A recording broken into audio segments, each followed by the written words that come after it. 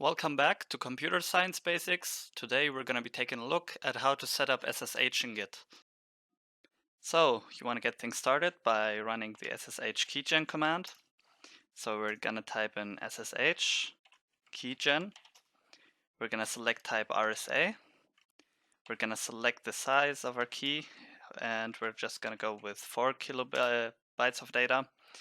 And now we say -c and we type in our email address.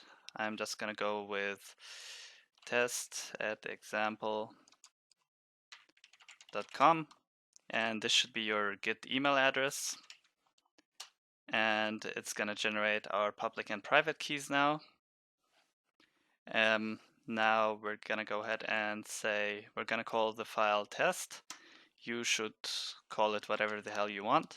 Just going to call it test. Now you get to enter the passphrase. I'm going to leave this empty, and this one too. You should not do this. I'm just doing it for the sake of this tutorial.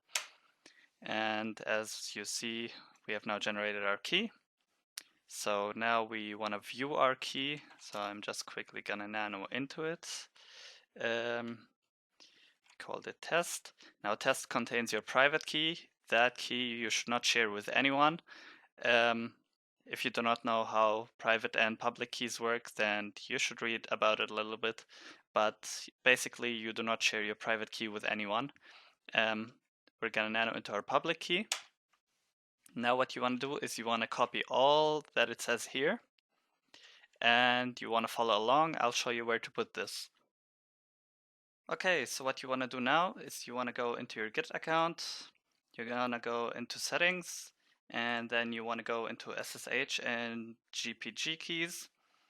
You're going to see here SSH key. There are currently no SSH keys assigned apparently. So what you want to do is you want to say new SSH key. Ignore the title and then just copy the key including the SSH. Paste it in here. Okay, did not automatically set the title, so we're just gonna name it something. And you want to add your SSH key. You want to log in, and that would pretty much be it. Okay, so after doing that, there are pretty much only two things left to do. The first one would be to set up your username. So you say git config --global user.name, and then you enter your username. I already have mine set up, so I'm not going to do that. The next one would be to set up your user email address, and you do the same thing, where it would be test@example.whatever. And once you're set up with that, you're pretty much ready to go.